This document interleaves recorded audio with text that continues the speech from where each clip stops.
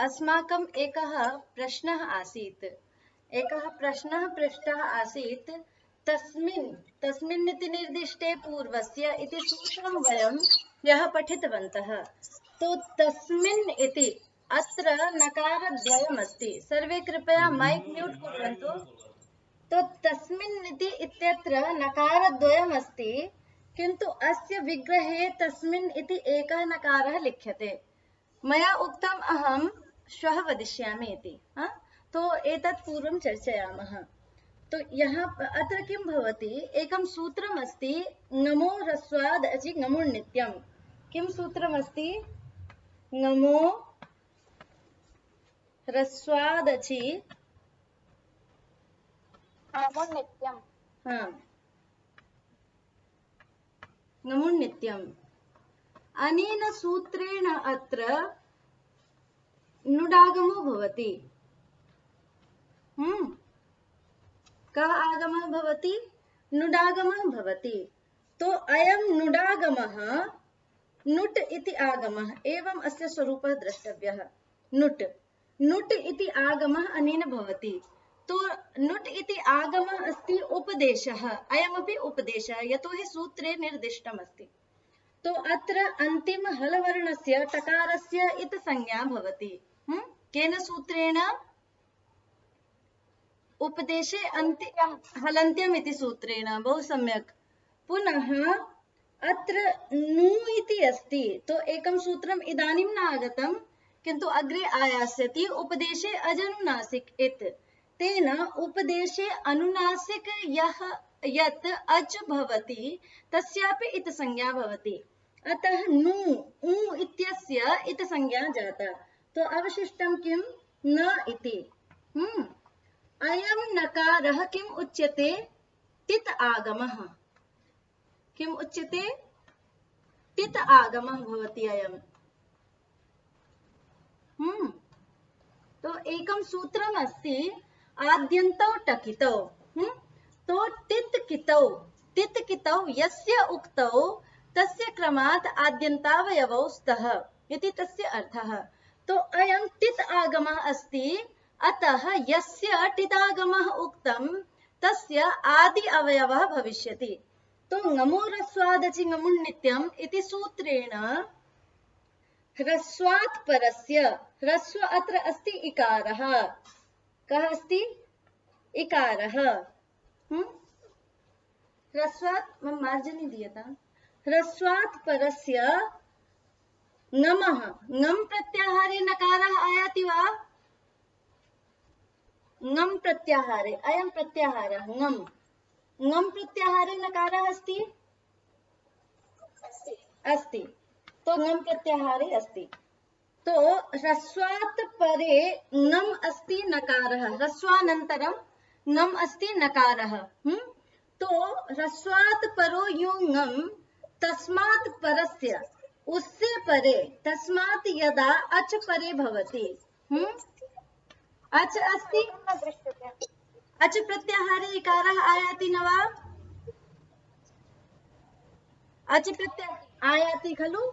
तो ह्रस्वात् परो यो ङम्, तस्मात् परस्य अचः ङमुडागमः भवति इति उच्यते। तो अत्र अचः आगमः उक्तः। तो नुट् इति टिदागमः अस्य आदि अवयवः भविष्यति, इत्युक्ते अस्मात् पूर्वं भविष्यति। तो नुट् इत्यत्र अवशिष्टं किं? नकारः। तो एवं कृत्वा वर्णसंयोगेन तस्मिन् इति रूपं निष्पन्नम्। स्पष्टं खलु? एतत् सूत्रं प्रायः हलसन्धि प्रकरणे आयास्यति अस्माकं। तदानीं स्पष्टं चर्चयिष्यामः। अस्तु, अग्रे चलामः। आम्, फलकं न दृश्यते। किमर्थम्? यः अस्माकं विषयः कियान् जातः आसीत्, तो इको यणचि इत्यत्र कस्य इकः स्थाने कः यणादेशः भवतु। तो इक अस्माकम् आसीत्, इकः कति भेदाः अस्माभिः ज्ञातः आसीत्? कश्चन वदिष्यति? इक कति आसन्? 18। इक पूर्णं 66 आम् बहु सम्यक् एतत् षट्षष्टिः षट्षष्टिः आसीत् पुनः यण् कति आसीत् यण् चत्वारः आम् यण् चत्वारः यतोहि यण् इति विधीयमानः अस्ति अतः सवर्णस्य ग्रहणम् अत्र न भवति पुनः इक् इति अविधीयमानः अस्ति अतः अत्र सवर्णस्य ग्रहणं भवति इदानीम् एव कयाचित् भगिन्या प्रश्नः पृष्टः यत् अत्र यथासङ्ख्यविधिः कथं न भवितुम् अर्हति इक् किं भवति अत्र स्थानी स्थानी पुनः यण् आदेशः यत्र स्थानिनः आदेशस्य च संख्या समाना तत्रैव यथासंख्यविधिः भवति जहां पर स्थानी और आदेश की संख्या समान हो वहीं पर यथासंख्य विधि लगती है अत्र आदेशस्य स्थानिना संख्या समाना वा नहीं नास्ति खलु अतः यथासंख्य विधि अत्र न भविष्यति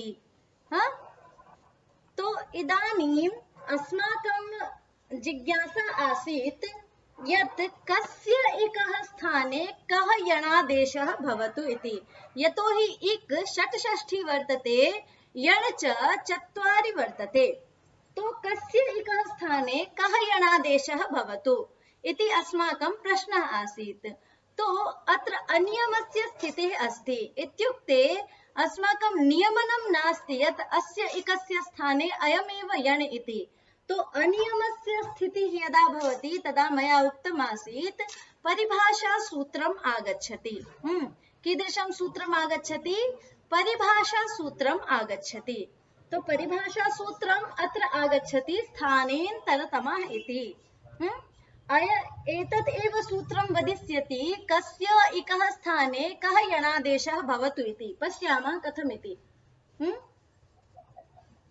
अत्र स्थानेन्तरतमः इति सूत्रमस्ति अत्र पदद्वयम् अस्ति कति पदमस्ति अत्र पदद्वयम् स्थाने इति एकं पदं वर्तते सप्तमी विभक्तेः एकवचनमिदं पुनः अन्तरतमः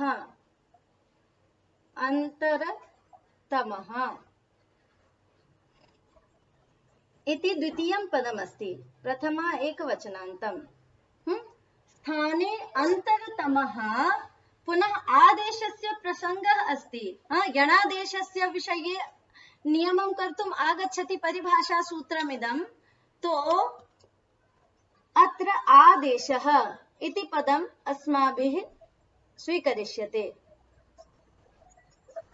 यतोहि आदेश विषये एव नियम विधातुं सूत्रमिदम् आगतम् तो स्थाने अन्तरतमः आदेशः इति अस्माकं सूत्रस्वरूपं जातम् तो पुनः स्थाने इत्यस्य कः अर्थः इति पश्यामः अत्र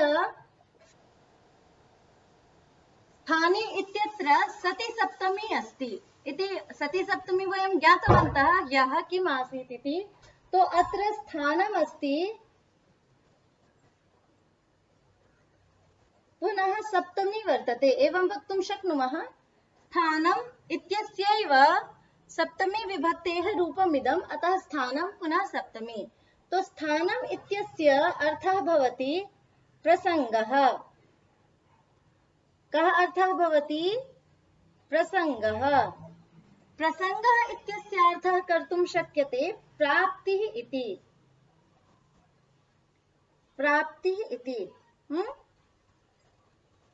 तो अस्य सति सप्तमी इत्यर्थः तो प्रसङ्गे सति स्थाने इत्यस्य अर्थः किं वक्तुं शक्यते अस्माभिः तर्हि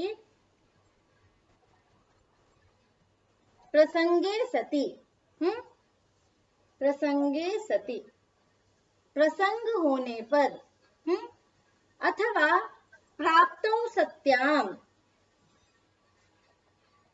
किं वक्तुं शक्यते? प्राप्तौ सत्यां, प्राप्ति रहने पर, हाँ, एवं वक्तुं शक्नुमः। तो प्राप्तौ सत्यां। पुनः अन्तरतमः, अन्तरतमः इत्यस्य अन्तरं सादृश्यम्। अन्तर इत्यस्य को अर्थः भवति सदृशः। तो अन्तरतमः इत्यस्य को अर्थः भविष्यति सदृशतमः। सदृशतमः। अत्र तमप प्रत्ययः वर्तते। तो तमप प्रत्ययः कस्मिन् अर्थे आगच्छति? तो एकं सूत्रम् अस्ति अस्माकम्, अतिशायने तमविष्ठनौ। यत् अतिशय अर्थे, अत्यधिक अर्थः यदा वक्तव्यं भवति तदा तमप प्रत्ययः आगच्छति। तो सदृशतमः इत्यस्य को अर्थः अत्यन्तं सदृशः, अत्यधिकः सदृशः, है ना? अत्यन्तं सदृशः।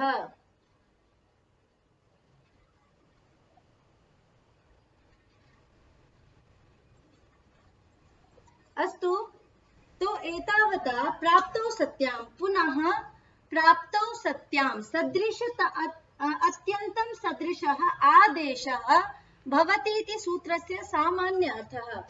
पुनः अनेकस्य प्राप्तौ सत्याम्। अस्तु, प्राप्तौ सत्यां कस्य, किसकी प्राप्ति रहने पर?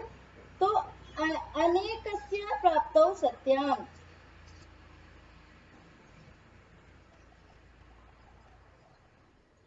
अस्तु, अनेक की प्राप्ति रहने पर अत्यंतं सदृशः आदेशः भवति इति सूत्रार्थः जातः।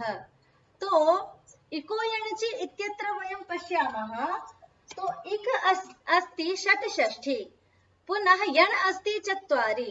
तो चत्वारि इकः स्थाने अनेकस्य प्राप्तिः अस्ति न वा?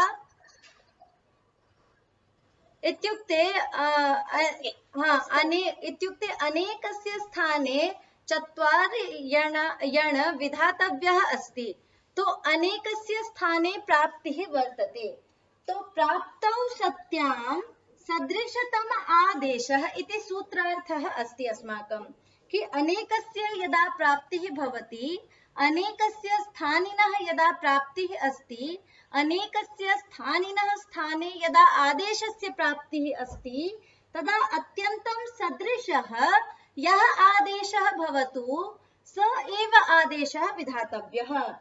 इदानीम् अत्र अत्यन्तं सदृशः इत्यत्र सदृशः इति पदमस्ति।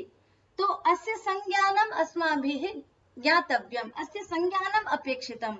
अत्यन्तं सदृशः कः अस्ति, कः नास्ति इति सादृश्य बहूनां सादृश्यानां मध्ये आत्यन्त्यं द्रष्टव्यम्।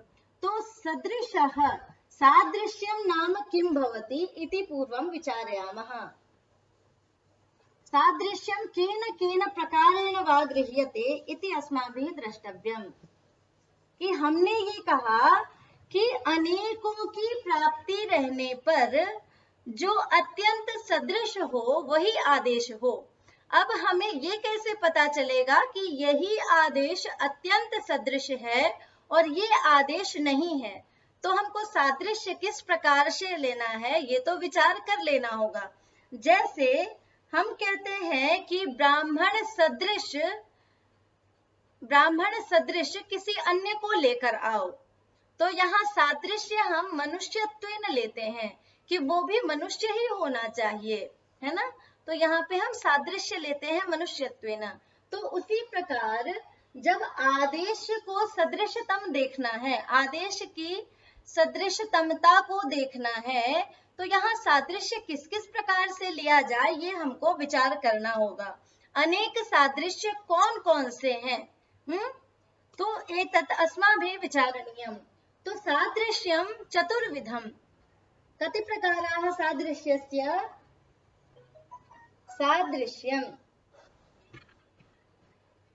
सादृश्यं केन केन प्रकारेण गृह्यते? तो चतुर्भिः प्रकारेण सादृश्यं गृह्यते।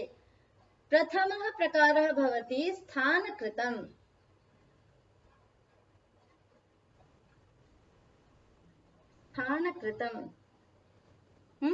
स्थानकृतं सादृश्यम् अस्माभिः स्वीकर्तुं शक्यते। स्थानम् अत्र किं भवति? तो अत्र उच्चारणस्थानम् एव स्थानमस्ति। उच्चारणस्थानं स्थानम् इत्युच्यते। उच्चारणस्थानम्। अस्तु, पुनः अर्थकृतं सादृश्यं गृह्यते।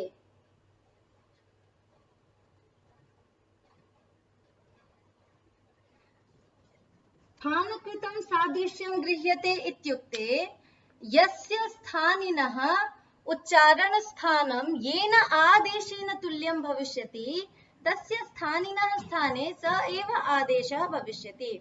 स्थानकृत सादृश्य का ये अर्थ है कि जिस स्थानी का जो उच्चारण, हमको स्थानी के जगह पर कोई आदेश करना है तो स्थानी का जो उच्चारण स्थान है उसी उच्चारण स्थान वाला जो आदेश होगा वही लिया जाएगा। पुनः अर्थकृतम सादृश्यम, इसका क्या अर्थ है? तो अर्थ हम जानते हैं शब्दार्थ। तो शब्दार्थ जिस आदेश का अर्थ अत्यंत सदृश होगा, है ना, वैसा ही आदेश स्थानी के जगह पे विधान किया जाएगा। ये अलग अलग जगह पे अलग अलग तरह के सादृश्य को लेने का विधान है। जहां पर जिस प्रकार का सादृश्य मिल पाए। तो अर्थकृतम सादृश्यम द्वितीयम। पुनः प्रमाणकृतम, तृतीय प्रकारः कः? प्रमाणकृतं सादृश्यम्। प्रमाणकृतम् इत्यस्य स्थाने मात्राकृतम् इत्यपि वक्तुं शक्यते। मात्राकृतम्, मात्राकृतं सादृश्यम् इत्युक्ते स्थानिनः या मात्रा अस्ति तया मात्रया तुल्यम् आदेशस्य मात्रा यदा भविष्यति तदा एव सः आदेशः स्थानिनः स्थाने विधास्यते। कि आदेश की जितनी मात्रा होगी, जिस स्थानी की उतनी ही मात्रा होगी, उसी के स्थान पर वो आदेश विधान किया जाएगा। यथा किम अस्ति, अस्माभिः ज्ञायते प्रायः एकमात्रो भवेद् ह्रस्वः द्विमात्रं दीर्घमुच्यते त्रिमात्रस्तु प्लुतो ज्ञेयः व्यंजनम चार्धमात्रिकम। तो ये जो सादृश्य है ये वर्णों में लिया जा सकता है। तो एक अच की कितनी मात्रा होती है? एक मात्रा। फिर दीर्घ की कितनी मात्रा होती है? तो दो मात्रा। प्लुत की कितनी मात्रा होती है? तीन मात्रा। और व्यंजन की कितनी मात्रा होती है? आधी मात्रा। अस्तु। तो एवं प्रकारेण मात्राकृत सादृश्याधारेणापि आदेशस्य निश्चयः भवति। स्थानकृत सादृश्याधारेण आदेशस्य निश्चयः भवितुम् अर्हति। पुनः अर्थकृत सादृश्याधारेण आदेशस्य निश्चयः भवितुम् अर्हति। प्रमाणकृत सादृश्याधारेण आदेशस्य निश्चयः भवितुम् अर्हति। पुनः चतुर्थः प्रकारः भवति गुणकृतं सादृश्यम्।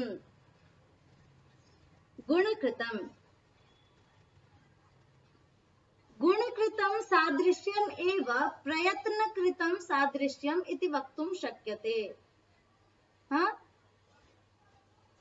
अस्माभिः आभ्यन्तर प्रयत्नः बाह्य प्रयत्नश्च पठितः। तो आभ्यन्तर प्रयत्नः बाह्य प्रयत्नश्च यस्य स्थानिनः येन आदेशेन तुल्यं भविष्यति तस्य स्थाने स एव आदेशः विधास्यते। कि जब गुणकृत अर्थात प्रयत्नकृत जिस स्थानी का जिस आदेश के साथ प्रयत्न साम्य होगा वही आदेश वहां विधान किया जाएगा। तो एवं प्रकारेण गुणकृत सादृश्याधारेण आदेशस्य निश्चयः भवितुम् अर्हति। तो प्रसंगे सति यदा अनेक स्थानिनः स्थाने आदेशः प्राप्तः भवति तदा सदृशतमः आदेशः विधातव्यः। सदृशतमः इत्युक्ते सादृश्यं स्थानकृतम् अपि स्वीकर्तुं शक्यते, अर्थकृतम् अपि, प्रमाणकृतम् अपि, गुणकृतम् अपि। और यत्र एतेषु द्वयं त्रयं वा सादृश्यं मिलति तत्र स्थानकृतम् एव आन्तर्यं बलीयः। एतेषु स्थानकृतम् आन्तर्यं यदि मिलति तो सर्वोत्तमम्। अस्माभिः सर्वप्रथमं स्थानकृतम् एव द्रष्टव्यम्। तो एतावता कस्यचित् प्रश्नः अस्ति? आं पृच्छन्तु। महोदय, प्लुतस्य मात्रा कः भवति? प्लुतस्य महोदय, प्लुतस्य मात्रा त्रयम्, 3 मात्रा भवति प्लुतस्य। एक मात्रा ह्रस्वस्य अचः वा, मात्रा द्वयं दीर्घस्य, पुनः मात्रा त्रयं प्लुतस्य और व्यंजनस्य अर्धमात्रा भवति। जी, अन्य कश्चन प्रश्नः? अस्तु, अग्रे चलामः। अन्य म्यूट। आम्, प्रयत्नः अपि मेलितुं शक्यते। प्रयत्नः कुत्र मेलनीयं? यदा तस्य प्रसङ्गः आयास्यति तदा वदिष्यामि। अत्र प्रायः स्थानकृत सादृश्येन अस्माकं कार्यं चलति। प्रयत्न साम्यं न मिलति, अर्थकृतं साम्यम् अपि न मिलति, मात्राकृतम् अपि साम्यं न मिलति। विचारयामः इदानीम्। अत्र अस्माकं एतत् सादृश्यकरणाय चत्वारः बिन्दवः सन्ति। कि 4 हमारे पास आंकलन के लिए ये सीमांकन है। तो स्थानकृतम, अत्र यहाँ पर हमारा आदेश क्या है? एक है। स्थानी क्या है? एक है। और आदेश क्या है? यण है। तो पहले स्थानकृत हम मिला सकते हैं। पूर्वं पश्यामः, स्थानकृतम सादृश्यम अत्र भवितुम् अर्हति। स्थानकृत सादृश्य यहाँ हो सकता है, अर्थकृत सादृश्य यहाँ नहीं हो सकता। क्यों? क्योंकि ई, य, ई, उ, रील, री इत्यादि का कोई अर्थ यद्यपि अमरकोश आदि ग्रंथों में निश्चित होगा कुछ कुछ वर्णों का, लेकिन फिर भी य आदि वर्णों का अर्थ न मिलने के कारण दोनों के अर्थ में समानता तो नहीं मिल सकती हमको। प्रमाणकृतम सादृश्यम अपि अत्र न भवितुम अर्हति, अर्थकृत नहीं हो सकता। प्रमाणकृत सादृश्य यहाँ नहीं हो सकता, यतोहि इक इति अच वर्तते खलु, अच अस्ति। पुनः यण प्रत्याहारे ये वर्णाः आयान्ति ते व्यञ्जनानि सन्ति सामान्येन, अथवा हल वर्तते। तो अस्य एकमात्रा भवति, प्रत्येकम् एकमात्रिकं भवति अयं, पुनः अयं प्रत्येकम् अर्धमात्रिकं भवति। तो मात्राकृत सादृश्य, प्रमाणकृत सादृश्य भी इक और यण में हमको नहीं मिल सकता। पुनः पश्यामः, गुणकृतं सादृश्यं भवितुम् अर्हति न वा? तो गुणकृत तो पहले आभ्यंतर प्रयत्न नहीं मिल सकता। इकः आभ्यंतर प्रयत्नः कः कश्चन वक्तुं शक्नोति?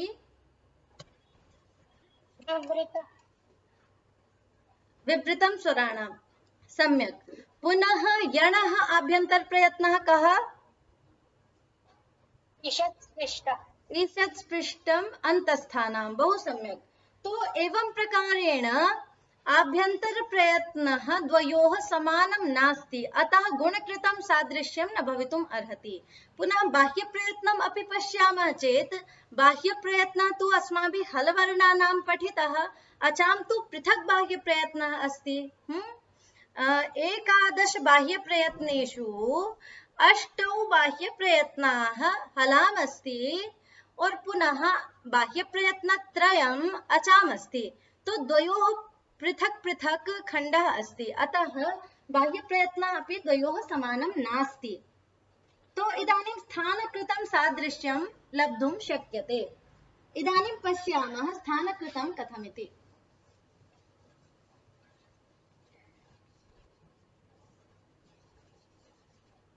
पूर्वम् इकः उच्चारणस्थानानि पश्यामः। इक प्रत्याहारे के वर्णाः आगच्छन्ति? कृपया वदतु कश्चन स्वेच्छया। उ रि रि इ आम्, सुन्दरम्। इ उ रि ऋ।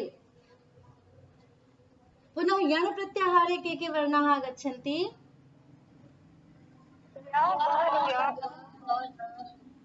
आम्, य व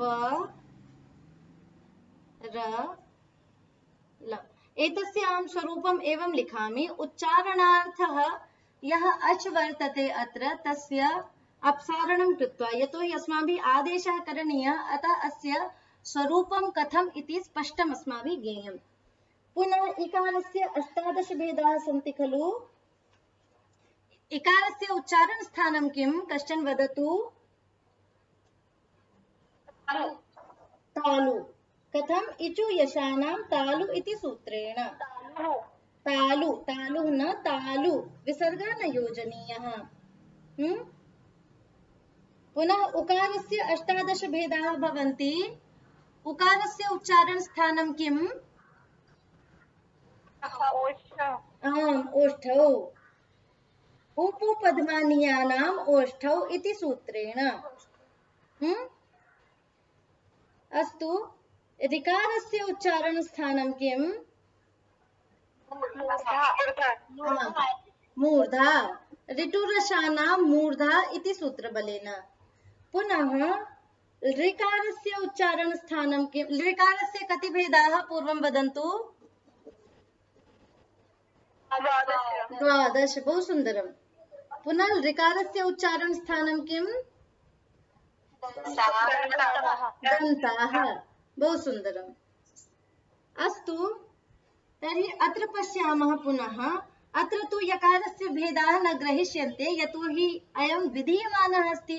विधीयमानः सवर्णस्य ग्राहकः न भवति। अतः यकारस्य उच्चारणस्थानं किम् इति पश्यामः। यकारस्य उच्चारणस्थानं किम्? तालु। बहु सुन्दरम्, सम्यक्। पुनः वकारस्य उच्चारणस्थानं किम्? दन्तोष्ठौ। आम्, बहु सुन्दरम्।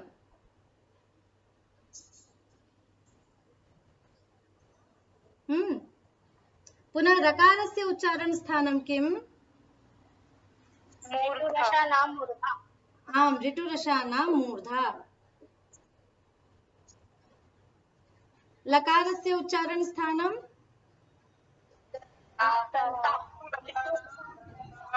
दन्ताः, ऋतुलसानां दन्ताः। हाँ, तो अत्र पश्यामः कस्य अयं स्थानिखण्डः अस्माकं। पुनः अयम् आदेशः। तो कस्य स्थानिनः केन आदेशेन स्थानसाम्यम् अस्ति इति अस्माभिः द्रष्टव्यम्। तो इकारस्य साम्यं केन आदेशेन सह अस्ति? इकार किस आदेश के साथ समानता है? हाँ, य। अस्तु। पुनः वकारस्य साम्यं केन सह अस्ति? आम्, उ इत्यनेन सह। अत्र प्रश्नः भवितुम् अर्हति कि यहाँ पर उ का तो उच्चारण स्थान ओष्ठ है, किंतु वकारस्य तो दंतोष्ठम अस्ति, तो अत्र सादृश्यम कथम? तो यहाँ कहते हैं हमको थोड़ा भी सादृश्य मिल जाए ना तो वो हम ले लेंगे। हमको पूरा पूरा समान होना चाहिए ऐसा जरूरी नहीं है। यत् किंचित सादृश्य यहाँ चल जाता है। पुनः ऋकारस्य साम्यं केन आदेशेन सह अस्ति?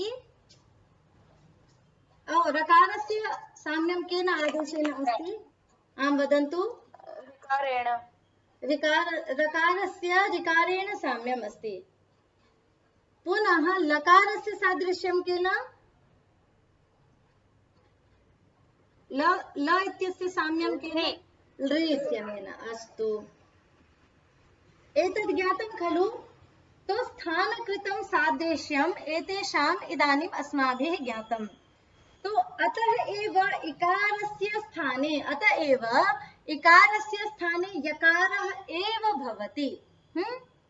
इकः स्थाने यण् स्यात् अचि संहितायां विषये इति यदुक्तम्, अथवा अस्माभिः यत् सूत्रार्थः कृतः आसीत् यत् अचः पूर्वम् अचः अव्यवहित पूर्वं यत् इक् भविष्यति तस्य स्थाने यण् भविष्यति। तो अचः अव्यवहित पूर्वं यदा इ भविष्यति तदा तस्य स्थाने कः आदेशः भविष्यति? वदन्तु कृपया। आम्, एतत् पश्यामः इदानीम्। क्षणम्, इदानीम् एतद् आगतम् अस्माकम् यत् इको यणचि इति सूत्रेण इ इत्यस्य स्थाने य आदेशः भविष्यति, उ इत्यस्य स्थाने व आदेशः भविष्यति, रि इत्यस्य स्थाने र आदेशः भविष्यति, रि इत्यस्य स्थाने च ल आदेशः भविष्यति। कदा? यदा अच् अस्मात् परे अच् भविष्यति। अस्तु, एतावता कश्चन प्रश्नः अस्ति वा? अस्माभिः ज्ञातं यत् इकारस्य स्थाने यकार एव आदेशः किमर्थम्, उकारस्य स्थाने वकार एव आदेशः किमर्थम्, पुनः ऋकारस्य स्थाने रकार एव आदेशः किमर्थम्, ऋकारस्य च स्थाने लकार एव आदेशः किमर्थं भवति इति अस्माभिः ज्ञातं स्थानीन्तरतमः इति सूत्रबलेन। तो अत्र इको यणचि इत्यत्र कंडीशन चतुष्टयम् आगतम् अस्माकं पार्श्वे।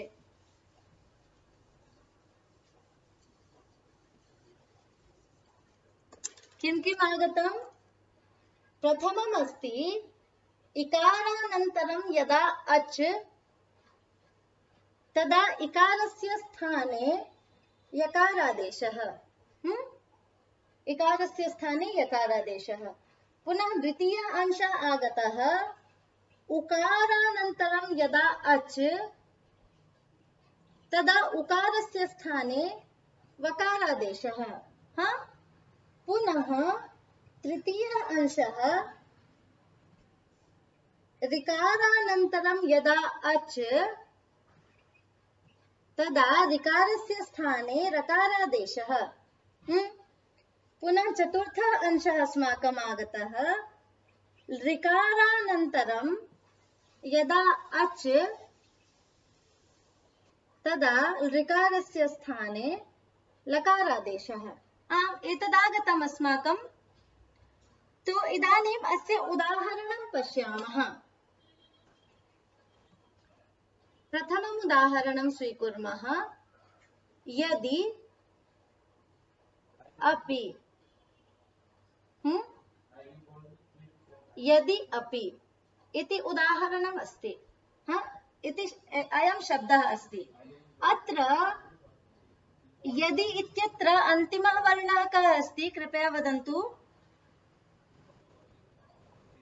इ। आम्, सत्यम्, इकारः। पुनः अत्र अपि इत्यत्र आदिवर्णः कः? अकारः। तो अच् वर्तते, इकारानन्तरम् अच् वर्तते अत्र। तो इकारस्य स्थाने कः आदेशः भवतु? य इति। अस्तु, तो य पुनः अ इत्यनयोः सम्मेलनेन य इति एवं स्वरूपम् आयास्यति। अच् युक्तं व्यञ्जनम् अत्र आयास्यति। तो यदि अपि यद् इ आसीत् खलु अत्र, पुनः अत्र अपि आसीत्, तो एतत्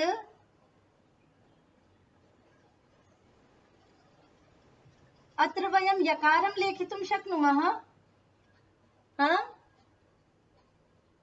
लेखितुं शक्यते खलु? जी पुनः अस्य मेलनं कृत्वा कः शब्दः निष्पद्यते यद्यपि द य संयोगेन द्य भवति खलु यद्यपि अस्तु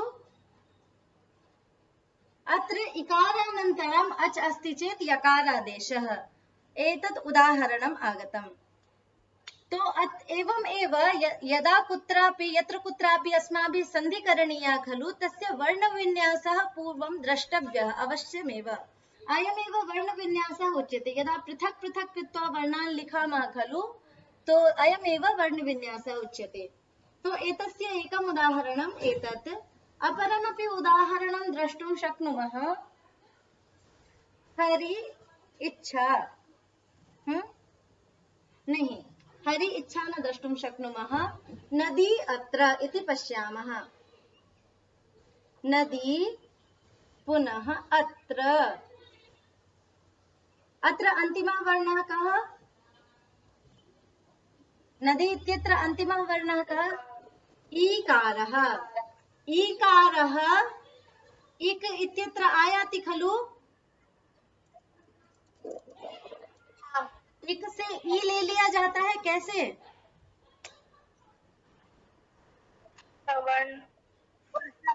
आम वदन्तु अणुदित सवर्णस्य च प्रत्ययः बहु सुन्दरम् अणुदित सवर्णस्य च प्रत्ययः इति सूत्रबलेन ईकारः अपि इक प्रत्याहारे आयास्यति पुनः अत्र अस्ति अ तो ईकारस्य स्थाने कः आदेशः भविष्यति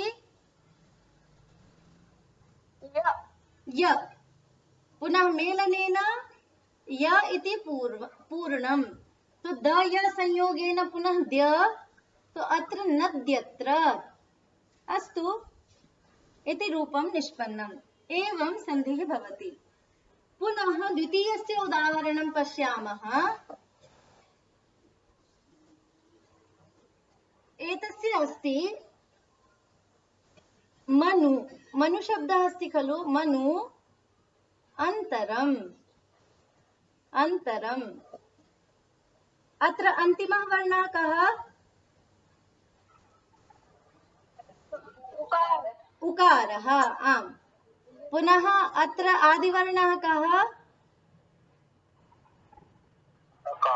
अकारः तो अत्र इक प्रत्याहारानन्तरं अच् प्रत्याहारस्य वर्णः अस्ति खलु उकारस्य स्थाने कः आदेशः भविष्यति व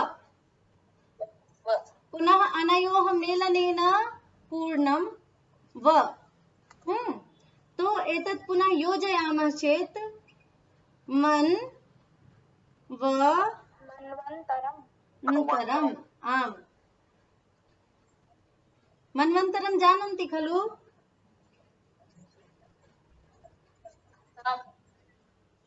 मन्वन्तरं कालखण्डस्य कृते एकः कालखण्डः बृहत् कालखण्डः भवति मन्वन्तरम् इति तस्य बहुत्र अस्माभिः चर्चा दृश्यते पुनः एकम् इतोपि उदाहरणं पश्यामः वधू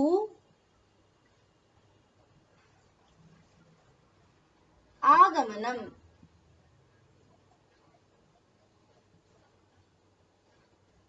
अत्र अन्तिमः वर्णः कः वदन्तु ऊकारः आम् अत्र आदिवर्णः कः आकारः तो आकारः अच् प्रत्याहारे आयास्यति न वा आगमिष्यति कथम्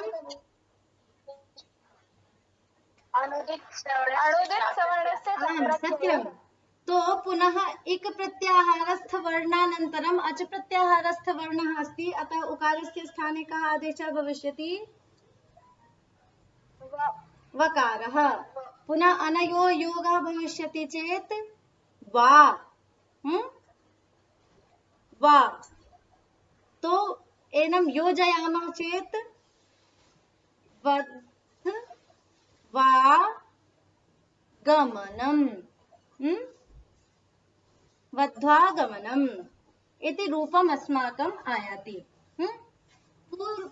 अनन्तरं तृतीयस्य उदाहरणं पश्यामः। ऋकारानन्तरम् अच् भवति चेत् किं भवति?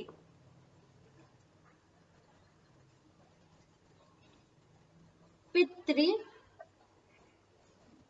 पितृ इच्छा नहीं, पितृ इच्छा आम इच्छा। अस्तु, अत्र अन्तिमः वर्णः कः? ऋकारः। आम्। पुनः अत्र आदिवर्णः कः? इकारः। इकारः अच् प्रत्याहारे आयाति? आम्, आयाति। तर्हि ऋकारस्य स्थाने कः आदेशः भविष्यति? र। अस्तु, र भविष्यति। पुनः अत्र कथं स्वरूपं जातम् इति पश्यामः। पि एवमेव त्यजामः। त र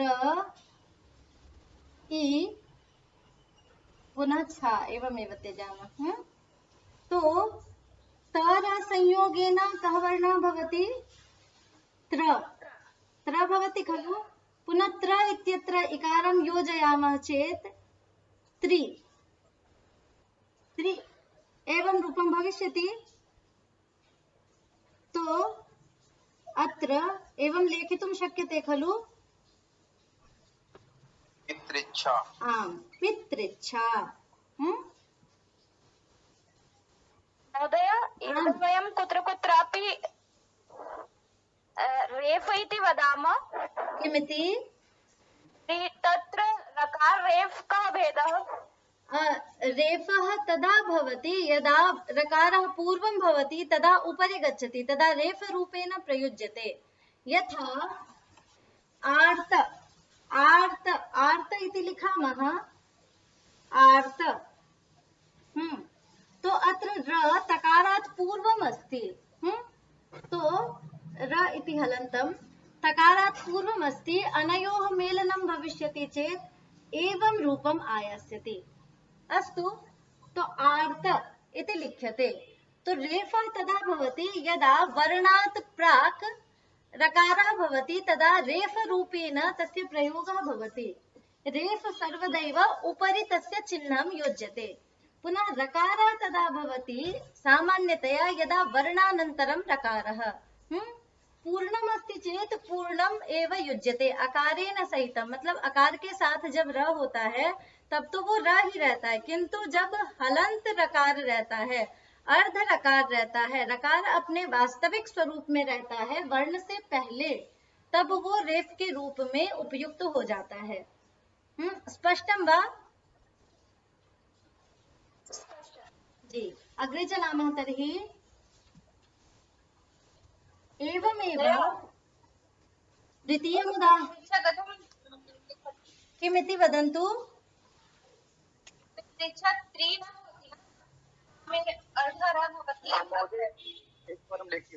नहीं, अत्र त्रि एव भविष्यति, यतोहि तर संयोगेन त्र इति भवति खलु, तत्र ऋकारः नास्ति। पितृच्छा अयमेव शुद्धं रूपम्, इदमेव शुद्धं रूपं। पितृ अस्ति खलु, पितृ पुनः इच्छा। अस्य पश्यामः। पि एतस्य पूर्णं विन्यासं दर्शयामि। प पुनः इ पितृ इत्यस्य कुर्मः केवलं। त पुनः रि अस्ति अत्र। अस्तु, रि अस्ति। पुनः अस्ति इच्छा। इ च छ आ। अस्तु, तो अत्र इको यणचि इति सूत्रेण ऋकारस्य स्थाने कः आदेशः जातः? र। ऋकारस्य स्वरूपं नास्ति इदानीं, ऋकारस्य स्थाने रकारः आदेशः अस्ति। तो तर योगेन त्र एव भविष्यति। एवं पितृच्छा एवं न लेखनीयं, तर्हि अशुद्धं भविष्यति। पुनः इकारं कुत्र योजयिष्यते एवं वदन्तु। तो तर संयोगेन त्र जातं, पुनः इकारस्य अत्र योगः भवति, अतः पितृच्छा इति शुद्धं लेखनप्रकारः। अस्तु, पितृच्छा एवं न लेखनीयम्। एवं लिखामः चेत् पितृच्छा एवं लेखितुम् इच्छन्ति वा? पितृच्छा। तो अत्र पितृ इच्छा इति पृथक् पृथक् कुत्र अस्ति? अशुद्धं जातम् इदम्। इच्छा इत्यस्य कथं सन्धि कृता? न कृता एव। इच्छा इत्यस्य इकारः मार्जितः केवलम्। कृपया म्यूट् कुर्वन्तु। दृश्यते इदानीम्? अस्तु, तो पितृच्छा इति अशुद्धं रूपमिदं, शुद्धम् एतदेव। एतद् अवधेयम्। पुनः तथैव एकम् अन्यम् उदाहरणं पश्यामः ऋकारस्य। मातृ आज्ञा। अत्र तरि इति वर्तते। अस्तु, अत्र पश्यामः।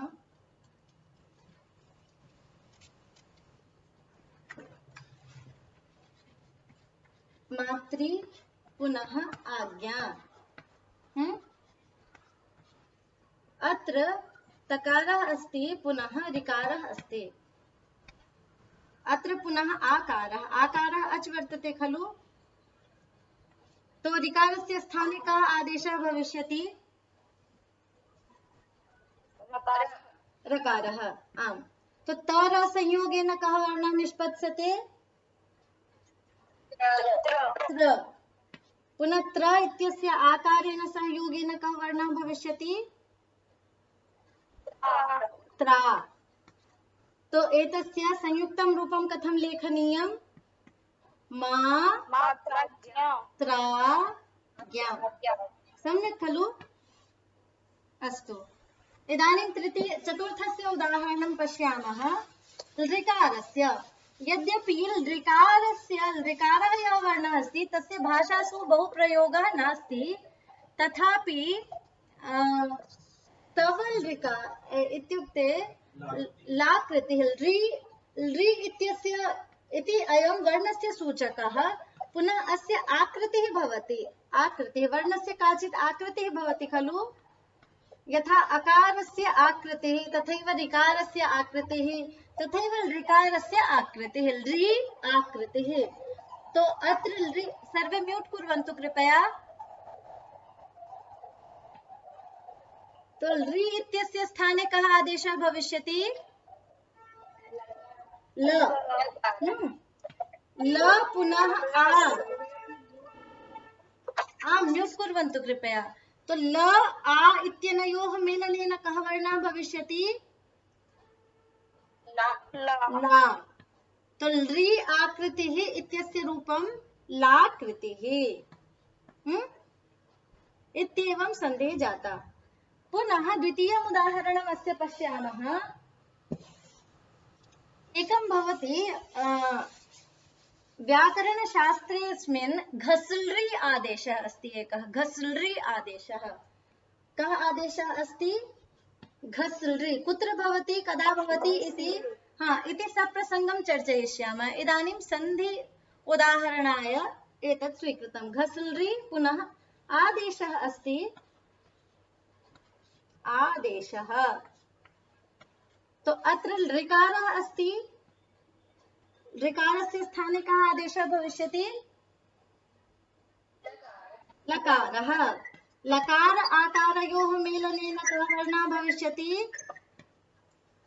ला।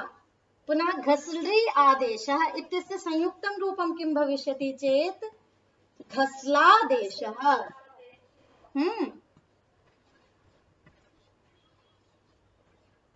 अस्तु, एवं चतुर्णामपि उदाहरणं वयं दृष्टवन्तः। तो एवं प्रकारेण इकारस्य स्थाने यकारः, उकारस्य स्थाने वकारः, ऋकारस्य स्थाने रकारः, ऋकारस्य च स्थाने लकारः इको यणचि इति सूत्रेण विधीयते। तो इदानीम् अस्माकम् एतत् सूत्रं पूर्णम्। अद्य अस्माकम् अग्रिमं सूत्रमस्ति अनचि च। किं सूत्रमायाति? अनचि च। इदानीं सुधी उपास्यः किं रूपम् आसीत् अस्माकं? सुधी उपास्यः आसीत् खलु? सुधी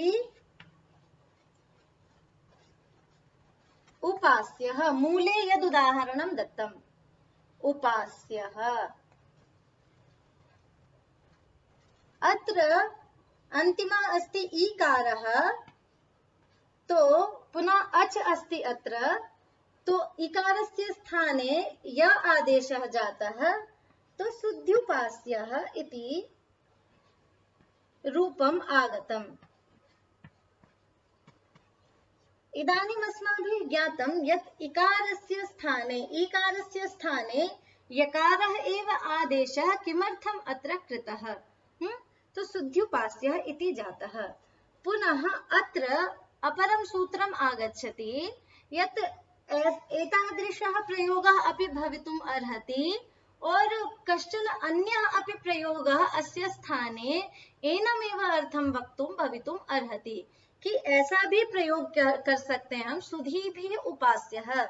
जब ऐसा समास करेंगे तो उसके लिए शुद्ध्युपास्यः ये प्रयोग भी हो सकता है और कोई अन्य प्रयोग भी हो सकता है। यही कहने के लिए अनचि च ये सूत्र आएगा। हाँ, तो इसकी चर्चा हम कल करेंगे। अद्य प्रायः अस्माकं समयः समाप्तः, तो पूर्वं मूलं पश्यामः किञ्चित्। तस्मिन्निति निर्दिष्टे पूर्वस्य इत्यस्य मूलम् अस्माभिः दृष्टमासीत्। तो अत्र लिखितं सप्तमी निर्देशेन विधीयमानं कार्यं वर्णान्तरेण अव्यवहितस्य पूर्वस्य बोध्यम्। अयमर्थः कथम् आगच्छति इति अस्माभिः ह्यः विचारितः आसीत्। पुनः स्थानेन्तरतमः इत्यस्य कः अर्थः लिखितः अत्र? प्रसंगे सति सदृशतम् आदेशः स्यात् इति अर्थः कथम् आगतः इत्यपि वयं दृष्टवन्तः। प्रसंगे इत्यस्यैव अर्थः प्राप्तिः। तो प्राप्तौ सत्यां सदृशतम आदेशः स्यात् इत्यपि अस्माभिः वक्तुं शक्यते। तो शुद्ध्य उपास्य इति जाते। तो एवं प्रकारेण सुधी इत्यत्र दीर्घ ईकारः यः आसीत् तस्य स्थाने य इति आदेशः जातः, तो तमेव एनं, तो य इत्यस्य स्थाने यः य इति आदेशः जातः स एव अत्र लिखितः सुधय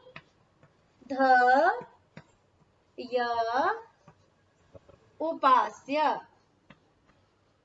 अस्तु, सुधय उपास्य इति जाते, अर्थात ये प्रयोग अभी तक हमारा बन गया। हाँ, सुधय ई के स्थान पर य आदेश हो गया, तो यही इन्होंने यहाँ लिखा है कि सुधय उपास्य इति जाते। फिर आगे, इसके आगे क्या कार्य करना है इसको बताने के लिए अनचि च ये सूत्र आ रहा है। कौन सा सूत्र आ रहा है? अनचि च। अनचि च इस सूत्र की चर्चा हम कल करेंगे। अनचि च इति सूत्रस्य चर्चां वयं श्वः करिष्यामः। अत्र सामान्येन अनचि इत्यत्र अत्र पदद्वयम् अस्ति। अनचि इति एकं पदं, पुनः च इति द्वितीयं पदम्। अनचि इत्यस्य कः अर्थः, पुनः च इत्यस्य कः अर्थः, अनयोः पुनः अन्वयेन कः अर्थः निष्पद्यते, कथं च प्रयोगेत्, कथं च लक्ष्येतस्य प्रयोगः इति सर्वं वयं श्वः विचारयिष्यामः। अद्य यणसन्धेः अभ्यासः करिष्यते। अस्तु।